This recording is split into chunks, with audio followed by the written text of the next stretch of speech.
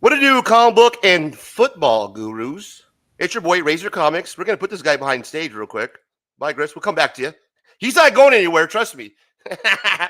What to do, comic book and football gurus? It's your boy, Razor Comics, and it is NFL Week 5, football and comic book, Ceasefire Sunday. Thank you for hanging out with me today. I have two questions for you. First one. Who's ready for some football? Football!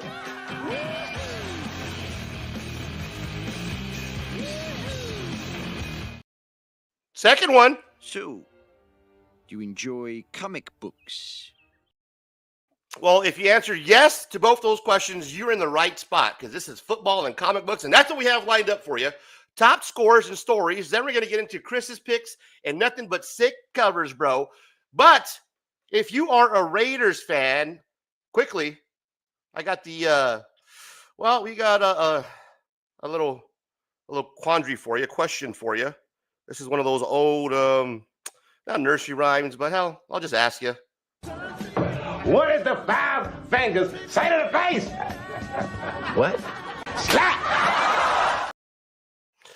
That's how you're feeling today if you're a Raider fan, and I feel your pain. So thank you for stopping by, but we have a lot to get to today. So let's get this show started. Will you get this show started, Razor? Yes, I will.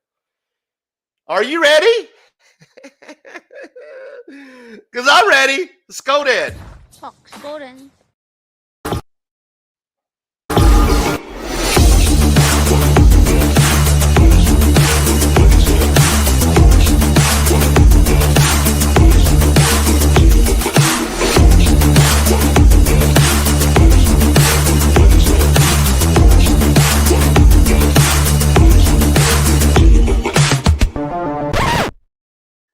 Ladies and gentlemen, welcome to the stage, my friend and yours, Chris the Comic Vet. Chris, thank you for joining us today. Appreciate you. How you doing? I'm hanging in there. Yeah. But thank you for asking. I appreciate that. I would ask you how you're doing, but no need because you're top of the hill, man. 4-0 so far. Your game's coming up. As of right now, the only undefeated team in the NFL. But I don't like talking about it because I am a little superstitious about that kind of thing. Like, when pitchers are throwing no hitters and stuff, I'm like, we let's not talk about what's happening. Let's just enjoy it, kind of thing. But it's a nice feeling. But let's talk some football first. Well, I got some first impressions to go over in the beginning half of the season, and that's one of them. So we'll circle back because I have some thoughts on your perfect season that we can get to a little bit later after we get through our scores. But yeah, it's been a fun first half of the season. We're not quite there the first quarter, I guess you can call it. Very exciting, but not if you're a Raider fan. If you're a Raider fan, it's been quite shameful, to say the least. All across the board, it's been shameful. Shame. It's I had the bright idea earlier, Chris, of doing a watch party, kind of a live watch party, hang out, either watch me have a good time or watch me cry. And it was kind of, a mixture of both because I kind of I'm a gallows humor type guy, right? I like to laugh at the horrible things that are going on because that's the only way I can kind of deal with things is just laugh at it. So, yeah, that's how. And then I just take it and I just bury it deep inside like real men do and never talk about it ever again. Yeah. I don't care about your feelings. Yeah, I get it. Yeah. Exactly. You don't give a shit about your feelings. Just get to the show. Yeah, man. But we got a lot to get to. I joke, but yeah, let's take care of some housekeeping and then let's have a conversation. Yes, let's do it, man. You said it. Let's get to some housekeeping and then we can definitely have those conversations. So housekeeping, ladies and gentlemen. Housekeeping? Don't think you're sleeping. Housekeeping? You want me to jerk you off? Yes, Chris, I do. Thanks for asking. Ladies and gentlemen, it's that time of the show to do some housekeeping. Let's remove that, save that for later. Housekeeping is what we want to get to. Thank you for being a member. Thank you for being a friend. All are welcome. All are welcome. Welcome to the show, people. Welcome to the show. Thank you for being a friend. Members, $2.99 a month. We appreciate you. It does help the channel. It does build up every month, and I will get paid out one of these days. But thank you so much. It does support the channel. While you're here to support the channel, you can smash the like button, subscribe. It does help support us, and I really do appreciate it. Coming up is this guy here. His name is Chris the Comic Vet. He does something every Wednesday that's known around the comic book community. Chris, what do you do on Wednesdays? I host a live stream called Show Us What You Got. It's the it's the new comic book day hangout where everyone and anyone is available to come on and talk about how they supported small business that day or show some of the books that they just picked up that's going to be highlighted in their PC. Thank you. Yes. No, you got it, man. I live vicariously through you on that show because there's some sick covers. This week in particular, I can't wait to watch because there's a ton of sick covers, man. There's a lot of good stuff coming out October 8th for New Comic Book Day. We'll go over that a little bit later. Yes, sir. Stick around. Also, what's coming up a little bit later is it's actually a lot sooner than later. Believe it's already going to be October 24th in a couple of weeks. My goodness, it is almost here. I've been saving up, put a little bit of side cash for some comics curing cancer. Here's all the information. Well, here's a link for Instagram if you want to see what's going on, what time. October 24th to the 26th. It's coming up. I can't wait to spend some cash. C3, Comics Curing Cancer. The money, all the proceeds go to the American Cancer Society. Did I say that right? Yes, sir. I nailed it. Thank you, Chris. I'm on my game today, unlike my Raiders. So please support them. Support Comics Curing Cancer. It's for a good cause. October 24th to the 26th. As I take a big sip. And if we could talk about that, do what it's supposed to do here, but it's kind of fighting me a little bit. I'm just going to drop a link or I'll see if I can try and share it or drop it backstage.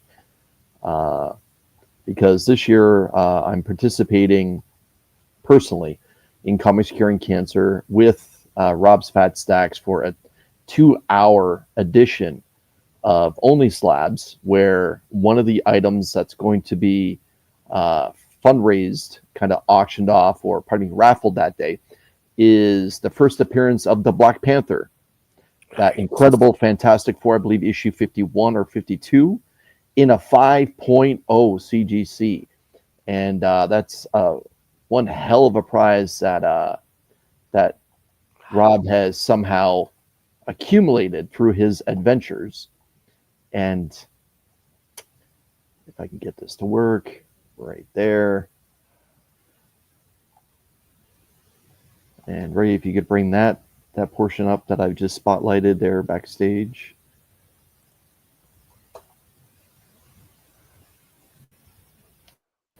Myself, on October 22nd, it'll be a very special Show Us What You Got. It's a Comics Curing Cancer preview night. Thank you, Ray, for showing this, where I'm going to be hosting a lot of the different YouTube content creators that are going to be participating that weekend so that they can come on and talk about how they're fundraising and also show some of their books that they're going to be trying to raise money for the American Cancer Society.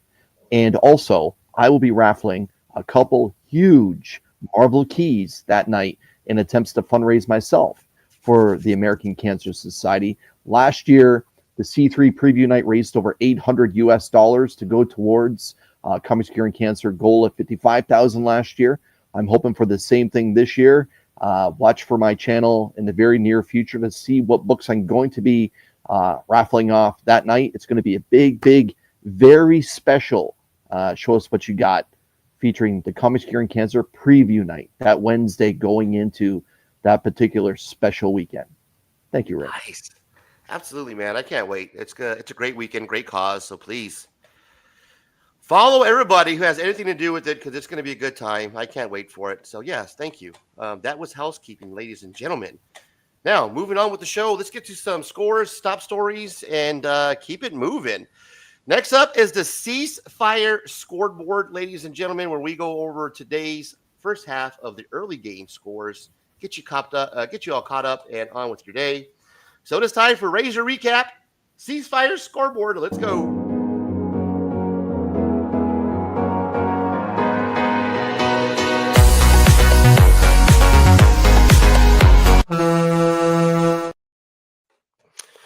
That's the sound. I mean, let's get this party started. All right.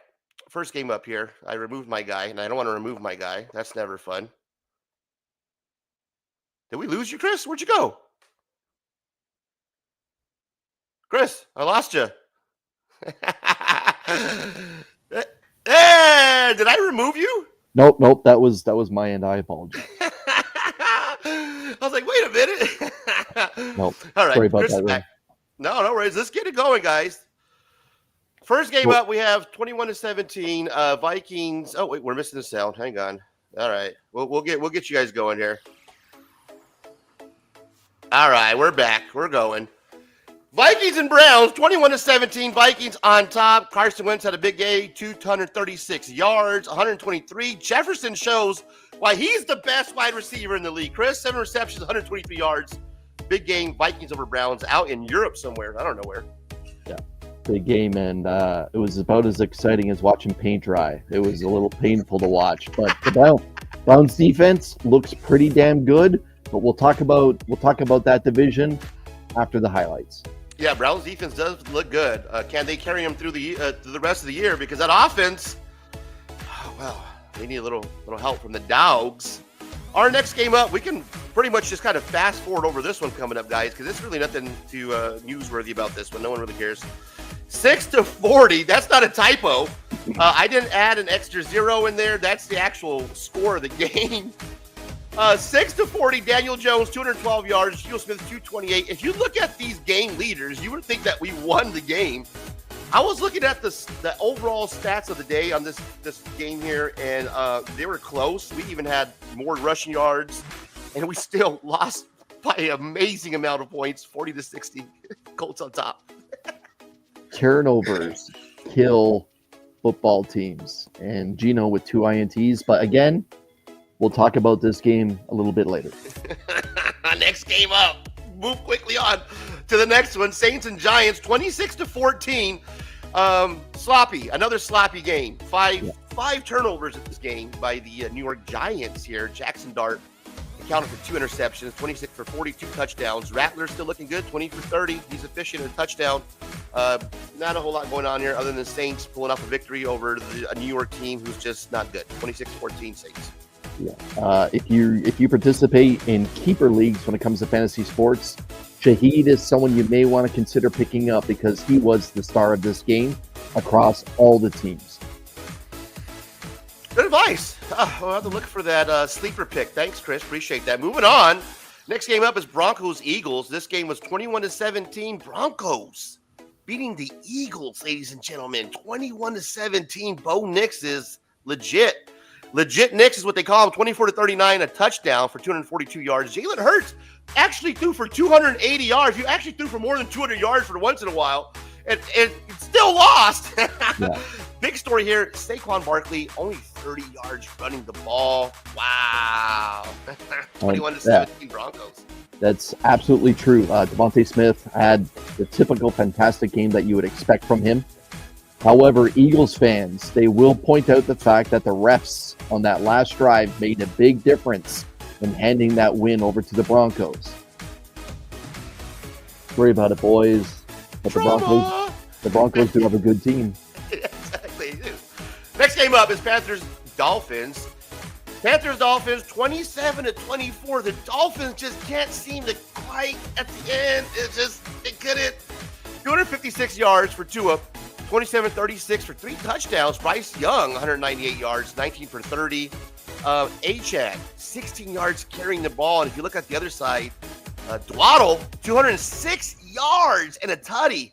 So, Woo! Yeah, Rico Dowdle, I picked him up off waivers and started him because there's so many buys that showed up this week. And my God, did he just piggyback my team? Thank God for Rico, but the Dolphins are in terrible shape.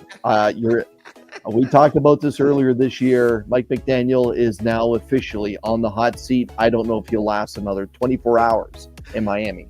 They lost to the worst team in the league. Yeah.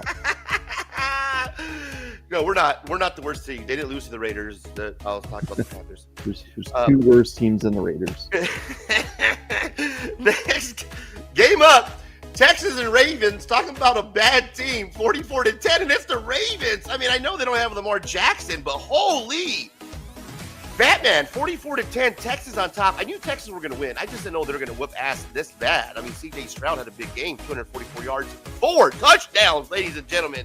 Big game for C.J. Stroud. But wow, 44-10. Now the Ravens fall to 1-4, and it's not looking good for the rest of the year for Ravens. Wow. Yeah, Ray and I will talk a little bit about the Ravens in a couple moments. But again, Cooper Rush, 3 picks. I'm sorry, you can't do that in today's NFL and expect to have the game somewhat close.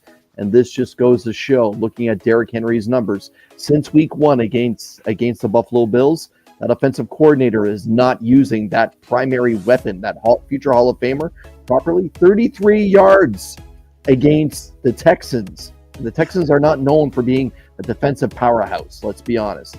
Derrick Henry, if he's not fumbling the ball, he's not rushing the ball for big yardage, and it's a mess out there right now in Baltimore. 44-10. Lamar Jackson, come back and save them, because it's going to be a long season, man. Next game up, let's keep it moving. Patriots and Bills. That's the future score. That's going to happen. I went to the future and I found out what the score was. I came back, guys. I quit this show. If you have a little money on the side, I'm not saying where to put it at, but I'm just saying I went to the future, came back 50-13, Patriots over the Bills, Chris. So the truth is, he did go to the future. It's just a typo. It's supposed to be 50-130, but no, that is the Sunday night football game, and I'm excited for it. And I think it's going to be incredibly close. Incredibly close. Look for the return of All-Pro Matt Milano to the Buffalo Bills defense on linebacker. That should help slow down the run. Not that the Patriots, Stevenson is known for cracking off massive runs, but everyone seems to be running on the Bills this year. We'll see if that stops tonight. We don't even have to go. I figure we got to get Chris to his game, so I get my picks right out the way. There you go. There's going to be the Rays pick right there, 50-13. Okay. Yeah. Patriots on top. And that is the ceasefire scoreboard, ladies and gentlemen. That's pretty good.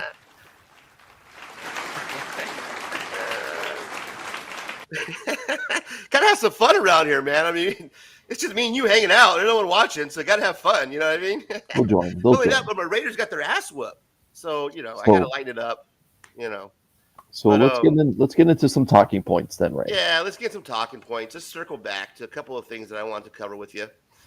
Let's do it, man. Let's get right into it. Well, Bills. Let's do some Bills talk. Bills, the only undefeated team left. Am I surprised, or did we see this coming? Now, before I let you talk, Chris, I am not surprised. I did see this coming. I'm going to share something with you guys really quick before we let Chris go ahead and share his thoughts. Oh, my goodness. I'm still reeling today, so just bear with me. It's been a long day. I'm going to share a little something here with you guys just so I can prove something here to Chris. All right. On the left side of the screen, what we have is the regular season record of the Ravens, the first 4 games that they played. They're playing again on Sunday night. The Bills rather. The Bills are playing again on Sunday night. It seems like they're playing every Sunday night, and then they play again next Monday night. So they're playing every primetime game. It seems that's what's been happening lately. And kudos to them; they deserve it. But as I take a look at this, I take a look at this 4-0 record. First win, 41-40. Probably one of the best games all year. That was a classic game. Sunday night, right? First Sunday night game of the year, 41-40. That was a shootout. It was worth the money of admission. great game. And then we look at the next three. Okay. So we got the Jets, 30-10. All right. It's the Jets. You should win that game. And then you got the Dolphins, 31-21. All right. It's the Dolphins. You should win that game. And then you got the Saints. You see, 31-19. You see where I'm going here, Chris? You see, 4-0, but the teams that you've beat, the Jets, the Dolphins, and the Saints, that 4-0 is a little murky. That's I would say, yes, it's 4-0, but the competition that they've played is not up to par with a lot of other teams. So, yes, they beat the Ravens. I give them that. But that 4-0 doesn't really impress me. I'm not surprised, and I kind of did see that coming. Okay. Can we go back to that page? Absolutely. Okay. So, my friend, the one thing you didn't talk about is very relevant, and that is the fact the worst offensive output the Buffalo Bills had this year was 30 points. 3-0. 30 points. And you're like, yeah, it's a little murky. Also, what you didn't touch on, but is actually very relevant, is 2 of these 4 games the Bills won were against divisional opponents. And as you know, being a Raiders fan, you know that when someone rolls into Las Vegas, the former Oakland, the former Los Angeles, and they're a part of the Raiders division, that game is elevated. And I don't mean elevated for television ratings. I mean elevated with the players themselves. The Miami Dolphins play the Buffalo Bills hard. The New York Jets play the Buffalo Bills hard. The Saints actually had a real good, sound game. They just got picked once, and then the Bills defense made them pay. The Ravens, again, a classic. But looking back now, because hindsight's 2020, the Ravens haven't looked good since that Bills game. Now, I know that they have won one game, but when the Ravens played the Chiefs, they were terrible. I would go to say that the Dolphins and the Saints probably played a much more rounded game than what the Ravens did, because the Bills defense showed the Ravens who's boss. They stripped Derrick Henry, they sacked Lamar when it was important, they took the ball away, and with less than 5 minutes, they put up 15 points to take that win, and they didn't even have to go to overtime. Right. Now, the Patriots do make me a little nervous. They do make me a little nervous. Again, this is a divisional game. They have a second-year quarterback that seems to gathered a lot of respect around the league, and Stephon Diggs is returning to Buffalo to play against them. Now, as a Bills fan, when I looked at this schedule up to the Chiefs game, not including the Chiefs game, I thought we may have 2 losses. Probably against the Ravens, because the Bills beat the Ravens in the playoffs, and this would kind of be a payback game where the Ravens would end up winning that game. And then the Bills would probably go on a little bit of a run, maybe losing to the Patriots, but then spanking the Falcons and destroying the Panthers. But this NFL season is just wild. It's just wild. So I'm not going to sit here and say you're wrong by saying that it's murky. It's a murky 4.0. It's a murky 4.0. Or pardon me, 4-0. However, they have been putting up over 30 points a game. This is the exact same thing they did last year when they ruled the AFC East and stomped their entire way to the AFC divisional game conference game against the Chiefs, and ended up losing with just seconds left on the clock in Kansas City. I think tonight's game is going to be a big one. In the next 2, they should kind of put up a 30-10, 30-20 kind of score against those 2 games. But the Patriots, again, divisional games. As a Raiders fan, you know, divisional games, your opponent always gets hyped as hell. I mean, yeah, you did drop 31 on the Dolphins. Yeah, the Panthers dropped 27. So, I'm not sure. Yeah, but the Bills played Tyreek Hill. They did play Tyreek Hill. The Panthers did not have to play against Flamingo Leg Tyreek Hill. Speaking of the Raiders, let's get this over with. God damn it. Yep. Let's just go ahead and do this right now. Of course, I got to clip the shit out of this one. So let's Let's do So this. let's start here. Now that this, for everyone that catches this live or watching on the rewind, Yeah. I asked Ray, like, this is something that you and I are going to have to talk about because I do respect the Raiders. I'm going to ask the second part first. Ray, right now, what's right with the Raiders? That's a great question.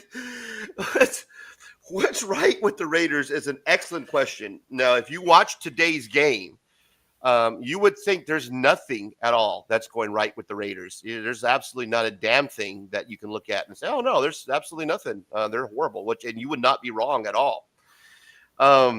What I can tell you, what's going right for the Raiders is they're finally getting the ball going on the run. Ashton Genty has finally got going, not only with running the ball but being a dual threat. Brock Bowers is hurt. Jacoby Myers is inconsistent at best right now. Mm-hmm. So we are relying heavily on Ashton Genty being a dual back. And that's something he really hasn't done, at least that I remember from his college career. So he is really shining right now as a dual back. So as far as getting that right, I think that we're on the right track as for our first round draft pick having a big year. If you look at these numbers, Chris, the rushing yards for the Raiders, 106 yards to 96. So we clearly are running the ball. Not a whole lot, but Ashton Genty is getting going. He's had 67 yards today. So, I mean, not 100 yards, not a big game. They held Jonathan Taylor to 66. So a couple of shining spots for the Raiders is we're running the ball and we're doing a good job on defense up front with Max Crosby. When you can hold Jonathan Taylor, one of the best running backs in the league, even though he did get 3 touchdowns to 66 total rushing yards, that's saying that was something. right. Those were all. Let's be honest. Those were all red zone touchdowns, and it's again like it could have been a fullback that was in there that could have had those touchdowns as well. 66 yards. It's very telling. I would agree with that. I think the linebacker core of the Las Vegas Raiders is what's right. I just don't know about that secondary right now. I think there's pieces there. You and I've talked about the Raiders have very good pieces. They just don't have enough right now to sustain, I think, an 11-win season. I do think that they're a 500 team currently. But with that being said, what's wrong with the Las Vegas Raiders? Man, we're going to go to the easy one, which is Geno Smith. I'm going to circle back to Geno here in a minute. That's an easy one. But let me just give you a couple of things that we're not doing that falls underneath Pete Carroll. Okay, this is solely on Pete Carroll. Let's take Geno Smith out of the equation for a second because that's the glaring issue that's going on right now. But we take that out and we look at, okay, Pete Carroll, what's he doing when we get into the red zone, right? But how are we efficient in the red zone? Well, we're not. If you look at this game today, in the red zone, when we got into the red zone, we got in the red zone 4 times. How many times did we score? 0. Nada. Not a damn time. We got a couple of field goals, but nothing in the red zone. No points. What did the Colts do on the opposite side? Really good coach team. Didn't run the ball. Found ways to score. Well, they got in there 6 times, and they scored 6 times. So what we're not doing, man, is we're not scoring when we actually get the opportunities to score. And that falls solely on the coaching staff, Pete Carroll, and they need to get the offense together and figure out what's happening because we're getting into the red zone, but we're not getting any points. Yes, there was an interception. Glaringly, if you look at the interception passes right here, there was a couple of interceptions thrown that were, I would say, almost look like rookie interception passes. He's throwing into double coverage. And it's like, what are you doing when you're throwing the ball into a couple of defenders that are both fighting for the ball? They need to definitely replace Geno Smith. Geno Smith has to go. If they don't replace him next week, if they don't start Kenny Pickett, I guarantee you there's going to be outrage. So they have to make that change. The one thing, Ray, that's standing out to me, and I've poo-pooed Geno Smith the entire series that we've been doing these live streams. But the man that got sacked 4 times for a loss of 38 yards. Yes. The offensive line right now is a glaring problem. Geno's not getting quality attempts to at least throw the ball. If you look at the yards per pass, is 4.8 versus Daniel Jones at 6.9. Yeah. That is glaring that there's something wrong with the offensive line. I know that you and I've talked about this previously, that how we feel the Raiders should draft next year. Right now, whoever the quarterback is, because unless they have a top 3 or top 4 pick to go out and get a franchise quarterback, they need to address the offensive line. Take the best guard that's there, take the best center that's there, maybe even do that for their first 2 picks to try and rearrange this offensive line, because looking at these numbers, Kenny Pickett, who has been just a career backup, in my opinion, you're not going to see that much of a difference. You're not going to see that much of a difference because the Colts, yes, they're now 4-1, 3-0 at home, but they are not known for destroying the quarterback. They're known for moving the ball right now this season. But Gino turning the ball over a couple times, getting sacked 4 times, a loss of 38 yards. Like, my God, they even had more drives than the Colts this week, and it still turned out poorly. Oh man! Like, this is this. I can't say this is offensive coordinator problem. This is just offensive line coach problem, and they just don't have enough quality protectors out there for Geno right now. Because Tom Brady can come out of retirement, he might be able to put on an extra 2 or 3 touchdowns, but the Colts still hung a 40. Yeah, they did, bro. They hugged up, and it was nasty. It was the first 7 minutes of the game. It was over. After the first 7 minutes, it was done. It was like, holy shit! I got to sit here for the next 3 hours on a watch party because this is this is fun. Yeah. Oh man, yeah, good stuff. Yeah, so that was fun, guys. Keep it moving on my next topic up here. It looks like it's going to be a clear path for the Steelers.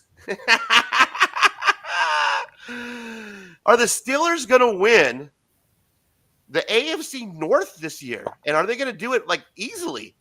Like this was probably the most debated division when it comes to the AFC. And the AFC East, unless something happens to the Bills, they're going to run it. Unless someone steps up and conquers the Chiefs were forecasted to win their division. But my God, it was supposed to be Cincinnati and Baltimore. And maybe then the Steelers might be into it because, hey, they went and got the New York Jets cast-off Aaron Rodgers, who took an eternity to decide if he wanted to come back and play football again, and really hung the Steelers out to dry with his decision, whereas other teams just moved on and went and got themselves a quarterback, including your Las Vegas Raiders. But my God, the Steelers are now pulling away. The Cleveland Browns couldn't get it done over in the home of Liverpool today.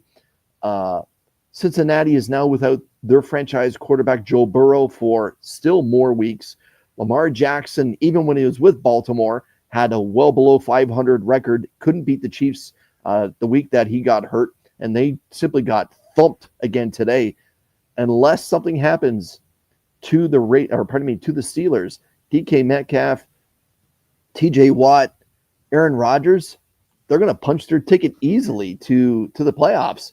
And no wild card team is going to come out of the AFC East. Like, again, we talked about the Cleveland defense is supposed to be good, but who's their quarterback? 3-1. The Steelers are sitting pretty. It looks like they are a genius after all, picking up Aaron Rodgers. It doesn't look like he hasn't been. He's had, to me, one solid game. The rest of the way, it's been a team win. Like, defense showed up really well, but we'll see. Like, they're on a 2-game winning streak, and I don't know what their schedule looks like. But if I were the Steelers, I would be hoping and praying to the good Lord above that my next games are all divisional opponents while those quarterbacks are out. Browns, Bengals, and Packers coming up. Yeah, Browns and Bengals. Browns and Bengals. They're licking their chops. Let's go. Let's go. Put in Sanders. We don't care. Put him in. Exactly. But yeah, the Packers are going to be they do have 3 games after that, which are going to be incredibly challenging. The Green Bay Packers, the Colts, who are hot right now, and then the Chargers, who are right now looking like a solid team, even though they just came off a loss. Good stuff, Chris. Thank you. I'm glad I got this over with, man, because that was rough. All right. Thanks. That was our impressions, Chris, of what's going on in the league, our top stories, ceasefire scoreboard, all updated, ladies and gentlemen. That was football. Now it's time for some comic books, man. Let's get into some comic book discussion. I got some covers I want to share with you. Chris has some picks that he picked out for me. I was impressed with these picks that you sent out me, Chris. You're always good with these picks, man. You have these picks nailed. I'll be honest with you. There's one of these comic books I've never read, and I'm kind of interested to see where this story is picking up from, where it's starting from, because I know it's a kind of a big story, but I've never read it. So I'm interested to hear your breakdown, man. So without further ado, ladies and gentlemen, let's get into some Chris picks.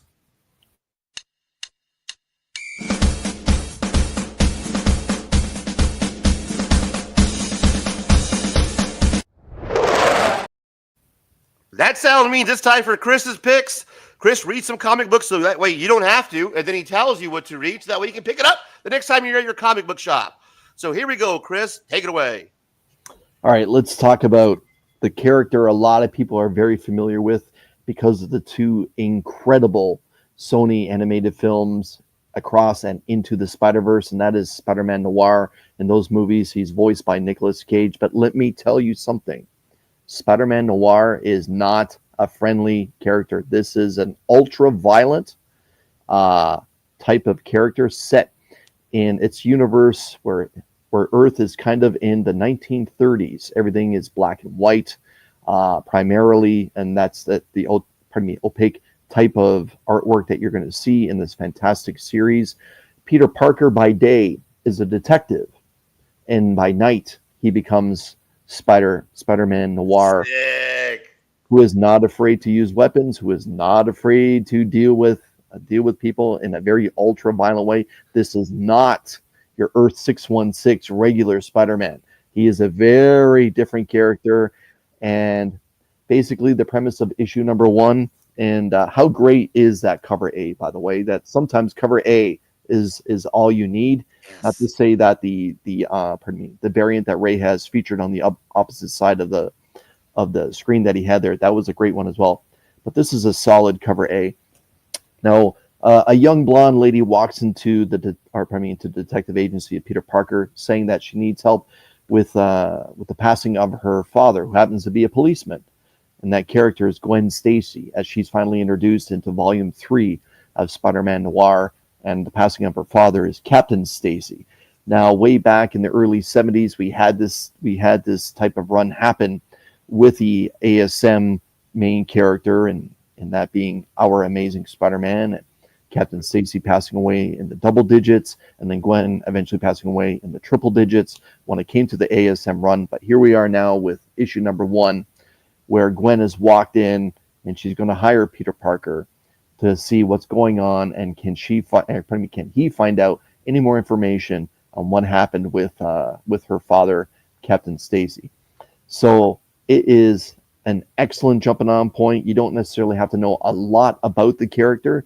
Just know the character that you saw in that animated film is not necessarily the same one that you're going to see in this comic book.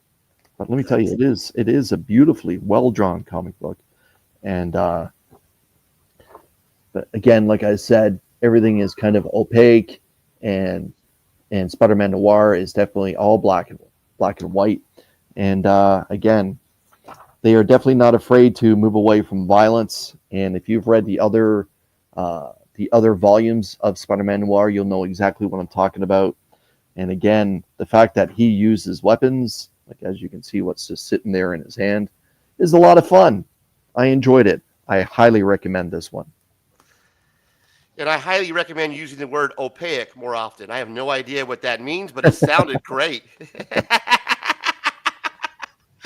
Good stuff. There's a David Mack variant cover on the right side that you guys see Yeah. here. It's a pretty sick cover, bro. When I seen him pointing the gun out, I was like, wait a minute. Spider-Man's holding a gun. So thanks for breaking that down for me, Chris, because, yeah, you're right. All I remember is the Spider-Man from the Miles Morales movie. I don't remember noir, at all, other than what we've seen. So I'm glad that you've kind of broke that down for us. And we have another Chris pick coming up next, Chris. This is the very fun Department of Truth. Yes. If you are someone that likes to buy into just a few conspiracy theories, whether it's was man on the moon, did Bigfoot exist, that kind of thing, this is the series for you. You are missing out if you are not participating in James Tynan IV and Martin Simmons' Department of Truth. It is definitely an out there type of art style, but let me tell you again, if you're someone that enjoys a little bit of violence with your comic book or with your storyline when it plays into government conspiracy theories, this is for you. The Department of Truth is an agency run by the United States, which is actually headed up by Lee Harvey Oswald. Yes, you heard that correctly. And this is issue number 0. So this issue introduces a new team to Lee Harvey Oswald, who's running the Department of Truth. And there's also a little bit of information on Elvis and the conspiracy theories surrounding Elvis. And now the Department of Truth is sinking its teeth into that. And it was a whole lot of fun. This is the type of book I really don't want to spoil by releasing any more than what I have, because this is the book you need to pick up. Issue number 0, we are well into, I believe, the 30s at this point, but this is a special book where they wanted to introduce the new team, talk about the Elvis conspiracy theory. And this is a hardcore offering and exactly what I was hoping for when it came to a special issue like issue number 0. And again, like I said, the artwork by Martin Simmons is a little bit out there. It all has a very painted and pastel and gothic flavor to it. And of course, the lady in red, she does show up. And just to let everyone know what kind of conspiracy theories, if you're not familiar with the Department of Truth, they are not afraid to deal with specific celebrities like Marilyn Monroe. Wow. And playing into a devil worship and, signing your soul and getting a deal with the devil, that kind of thing for fame. And one of the best storylines that ever came out of the Department of Truth was the Bigfoot one that I kind of touched on earlier, if you haven't read Department of Truth. And that is not necessarily was it factful that the man that claimed to see Bigfoot, was that actually true or not? What the interesting part on what this comic book did was talk about the family and of the person that says they saw Bigfoot and the shame that came along with that. And how someone's life essentially just fell apart by that chance encountering, and the ripple effect that it had on everyone surrounding that person within the family and the family members and within the community, and how everyone thought that this normal guy all of a sudden now is crazy and lost his job and the whole 9 yards. It really was a well done story. And the Department of Truth is a solid read from Image Comics. I highly recommend that you put it on your pull list if you don't have it there. Great job, Chris. Amazing job. Dude, hit it again. Great job. And now I seen this cover here, the Elvis cover. When I seen that, I was like, wait a minute. He's going to be in the story. I've never read the original run. I'm starting blind. I have no idea.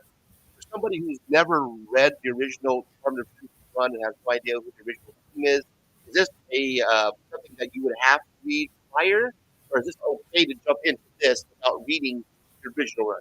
So this is an excellent jumping on point that you can read this and now move into the ongoing series with the next issue. Like I said, that's somewhere in the 30s. Might be issue like 34 or something like that. But yeah, this is an excellent jumping on point. Again, it's for mature readers. It's an intelligent comic book, something that you would expect from something with the title like the Department of Truth, and dealing with excellent conspiracy theories that are not just American based. They are truly conspiracy theories that are planetary, and it's just how the American government deals with those conspiracy theories. I'm in, bro. You sold me. I'm all about conspiracy theories. I love a good comic book revolving around the conspiracy theories. So I'm sold. Yep. Thank you, brother. Good job, man. Appreciate you. I have something here that I want to share. Yep. Thank you. We have a little bit of time, and before we get to the stick covers, bro. Now, those are something that you can pick up at your local comic book shop that just came out last week. So if you go to your local comic book shop, you can go find that on the 6-month wall.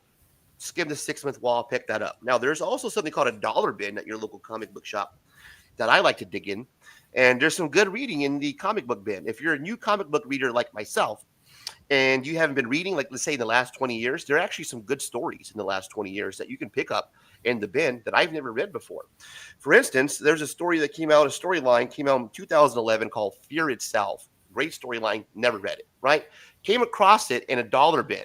Flipping through some dollar bins, and I came across what's called Fear Itself. This was a run that came out back in, I'm going to make myself real big, Chris. I apologize. Yep. For stealing the spotlight from you, but I'm actually a good-looking guy, so it's okay. What we have here is Fear Itself. This is book number 1. This is a great read, guys. Amazing read. If you're flipping through the dollar books and you come across this 7 books here, it's a 7-series issue run. It splits off into a bunch of different other series from all over the Marvel universe. But Fear Itself is a great read. Really end of the world type shit, man. We're talking about hammers falling through the sky. 7 of them. You know, like the 7 seals, right? It's real Armageddon type shit. These 7 hammers fall down to some of the Earth's mightiest characters. You're talking about the Incredible Hulk, the Juggernaut, bitch. A lot of characters pick up hammers that make them pretty much almost invincible. And our heroes, the Avengers, are called in to save the day, the world. And this is such a great read. So if you're like me and you like to dig through dollar books and you're wondering, hey, man, is there something cool that I can read? There's a ton of these Fear Itself. They're in that dollar bin. You're going to come across a bunch of them, right? And then it's going to be a bunch of different series that it's going to split off to. So definitely take a look at picking up some Fear Itself. The reason why I have this out is I want to share something with you really quickly. I know we're up against the clock here because we got Chris's game coming up. But Chris, I wanted to show this to you why I have you here, man. I've never come across this, but my buddy Locke Wynn told me about this. We had a conversation about it one time when I saw him doing his artwork. I seen this, right? This was book 7 of Fear Itself. I seen this up at the top. I'm not sure if you can see it, Chris, or not. But you see this little paper right here sticking out? I was like, what the hell is this? Did I get like a shitty comic book? Like, what stick? Did somebody rip it? But then I started thinking, hang on, this is like, it's sticking at the top. Somebody didn't rip anything. That's like extraness, right?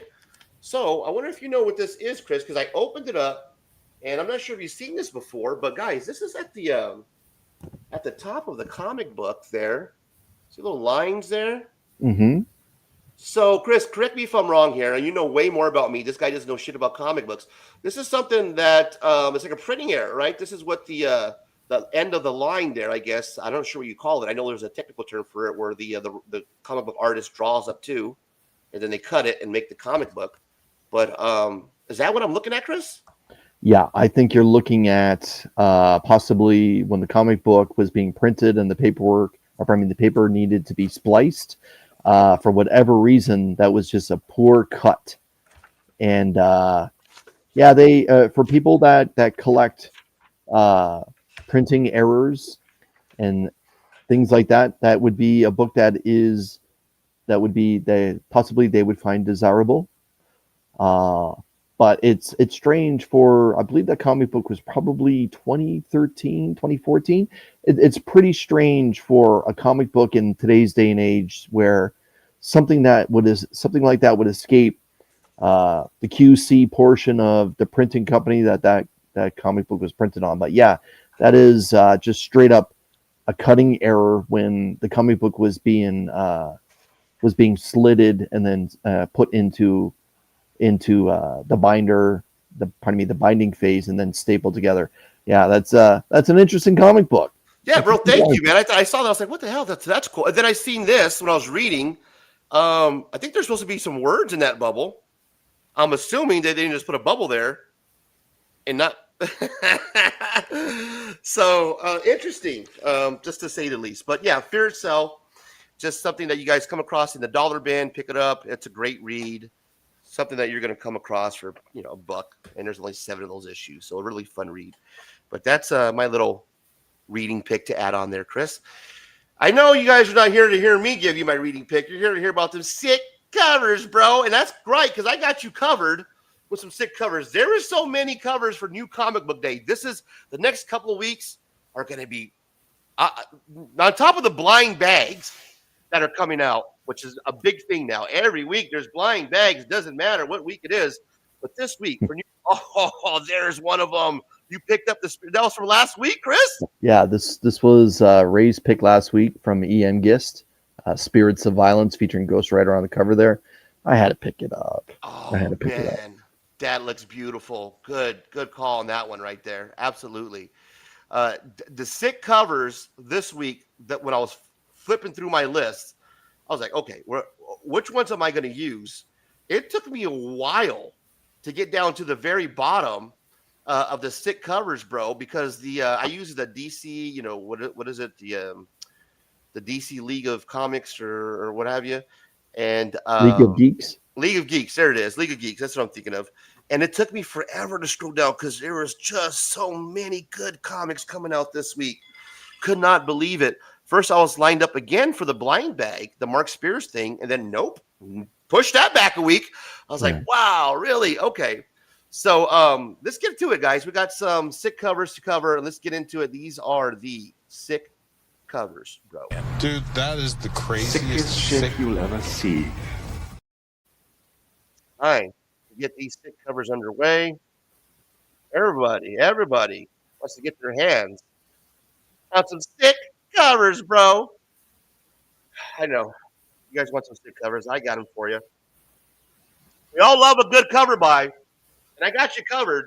I had to narrow it down. So let me get started off right off the bat here. What I'm looking at is an absolute Batman number 13. This is a cover F by yours truly, Stanley Art Germ Lau. This thing is gorgeous. A Virgin variant cover here. Batman's final showdown with the monstrous Bane. Will he be able to overcome this unstoppable behemoth, or will he be trapped in Arkham forever? That is a beautiful cover. I call it a sick cover, bro. You can pick that up on New Comic Book Day. Take a look at that bad boy. Doesn't she look beautiful on this cover? She looks great. Art Germ is definitely one of the best artists to handle Catwoman, and I'm starting to see a theme that you enjoy Art Germ's covers. So yeah, but I agree. Great cover, and Catwoman is definitely one of those characters that needs to have a home run cover month after month, in my opinion, because you can have a whole lot of fun with her costume.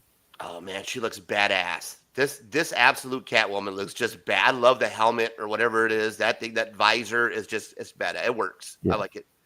Sexy. It works. It's a sick cover, bro. Definitely add it to the list. Pick it up. October 8th, New Comic Book Day. Add it if you haven't. It's dope, brother. Next one up. I added this because I'm a Daniel Warren Johnson fan. He did a great job in Transformers. And I just think, it's not the best artwork, but I just like the concept. This is cool. This is coming out of the DCKO, ladies and gentlemen. Now, Chris, you're going to have to help me out here. When I was looking through these, I know that this is a blind bag coming out, but this one was only priced at $5.99. The blind bags are $9.99. I'm assuming this is something that you can actually pick up off the rack, as they say, without having to open up a blind bag. Is that correct? Yeah. So this is your normal variant.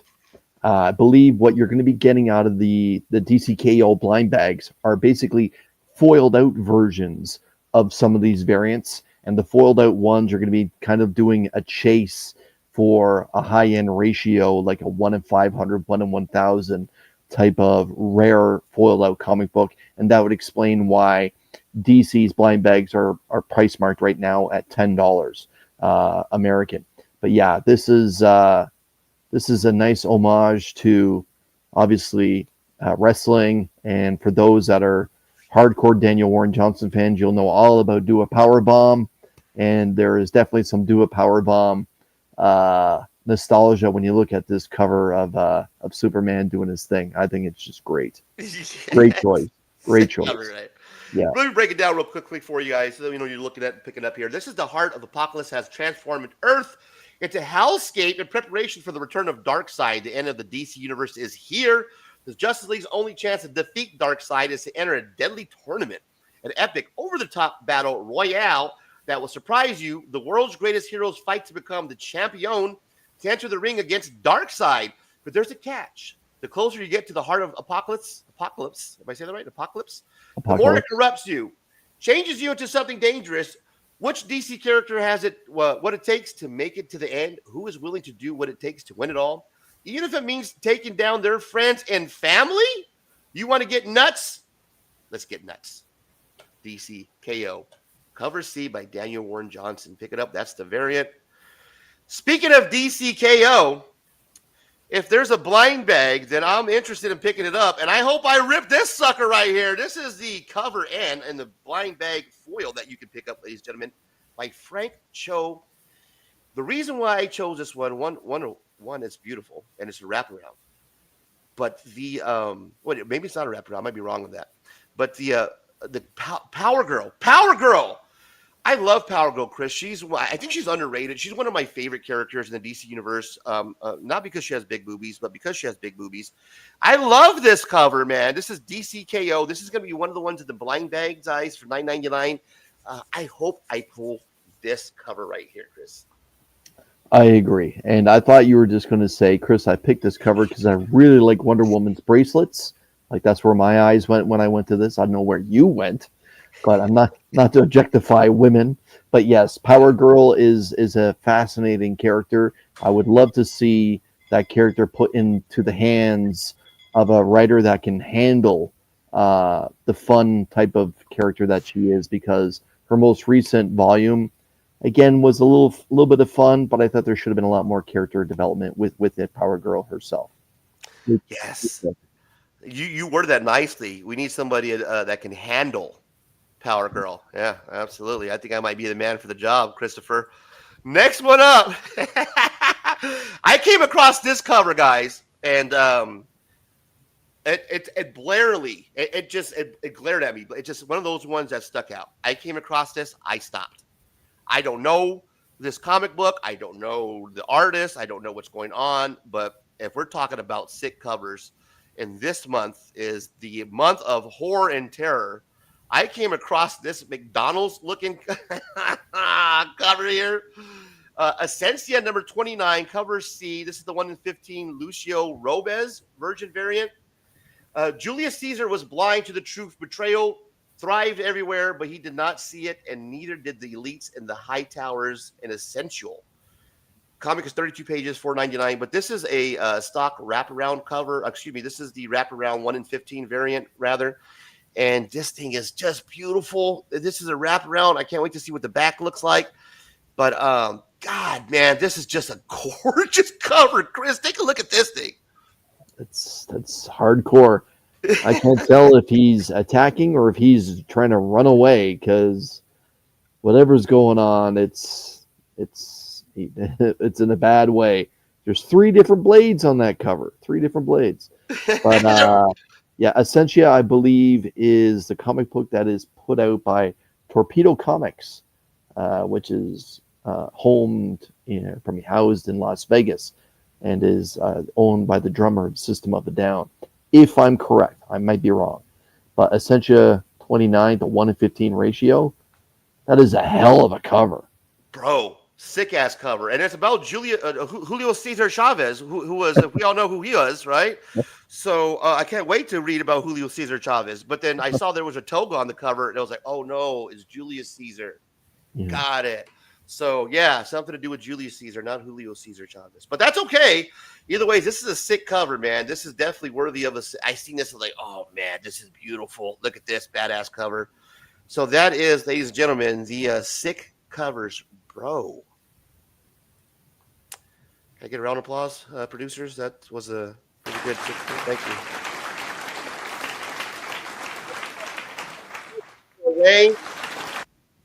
Like, comment, subscribe to the channel.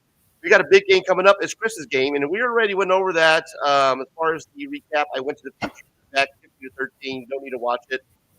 Go ahead and count that as a loss, going down. No, but seriously, Chris, good luck to you in your game, man. I hope you guys go 5-0. Buddy, before we get out of here, anything you want to mention, shout out? Again, everyone, October 22nd, it'll be a very special Show Us What You Got. It'll be the C3 preview night where I'm going to host as many as possible of all the content creators that are going to be participating in the Comics Curing Cancer Weekend. and striving towards the goal of reaching $55,000 to help the American Cancer Society.